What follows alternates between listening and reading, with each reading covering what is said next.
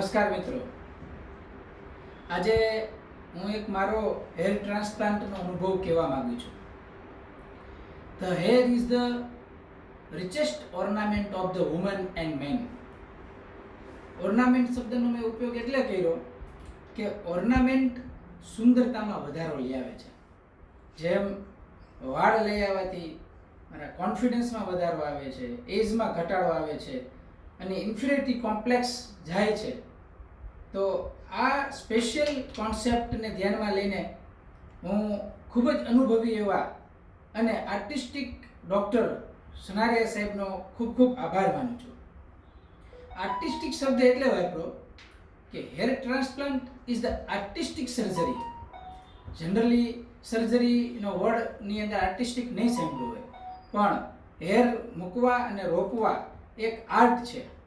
કેટલી સાઇઝમાં કેવા શેપનો ફેસ છે, તો કેવી શેપની હેરલાઇન બનાવી, કેટલા વાળ નાખવા, અને ખાસ કરીને ઓછા ખર્ચની અંદર સારું પરિણામ લેવાની ડૉક્ટર જે સનારિયા સાહેબની માસ્ટરી છે. જનરલી સર્જરી વર્ડથી લોકોને ડર લાગતો હોય, બીક લાગતી હોય, પણ મિત્રો ખરેખર આ સર્જરી રહીને એ મારા અનુભવ પ્રમાણે કેવી છે કે એક ક્યારામાં જે તુલસીનો રોપો છે એને ઉપાડીને માટી અને મૂળ સાથે ઉપાડી અને બીજા ક્યારામાં મૂકવું અને એને પાણી પાવું અને એની માવજત કરવી, બસ આવી જ ટાઈપની આ એક ટ્રીટમેન્ટ સર્જરી છે.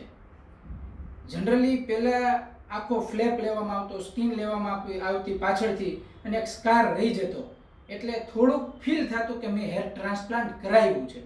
પણ અત્યારે જે સનારિયા સાહેબે સરસ મજાની FUE ટેકનિકથી મારી હેર ટ્રાન્સપ્લાન્ટ કરી અને જે રિઝલ્ટ આવ્યું છે એની હું જો તમને વાત કરું તો એની અંદર નથી કોઈ પેઇન થતું, કે નથી કોઈ સ્ટીચ લેવામાં આવતું, કે નથી કોઈ પ્રકારની પ્રોબ્લેમ થતી. બેઝિકલી ડોનર સાઇટ છે, ડોનર સાઇટમાંથી હેરને મૂળ અને ટિશ્યુ સાથે લેવામાં આવે છે, એને સારી માવજત સાથે જે તે જગ્યાએ જે તે શેપમાં મૂકવાના છે ત્યાં રોપી દેવામાં આવે છે. આ એક આખી પ્રોસેસ છે, 5 થી 6 કલાકની આખી પ્રોસેસ છે. આખું ટોટલી બેભાન શરીર કરવાનું હોતું નથી. ઓપરેશન દરમિયાન તમે વાતચીત પણ કરી શકો છો, એટલે એકદમ સેફ ટ્રીટમેન્ટ છે.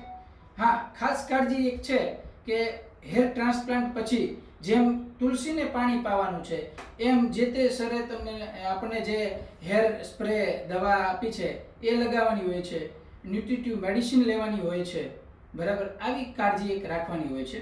અને ખાસ કરીને PRP કરીને જે ટ્રીટમેન્ટ છે એ રેગ્યુલર બેઝ ઉપર જે તે સમયે અપોઇન્ટમેન્ટ આપ્યું હોય એ કરીએ તો એનું બહુ સારું પરિણામ આવે છે. એટલે બેઝિકલી ઇન શોર્ટ, ટ્રીટમેન્ટમાં no pain, no stitch, no scar, આવી best treatment. That's why no ફિકર, no fear, doctor Sanaria is here. Thank you.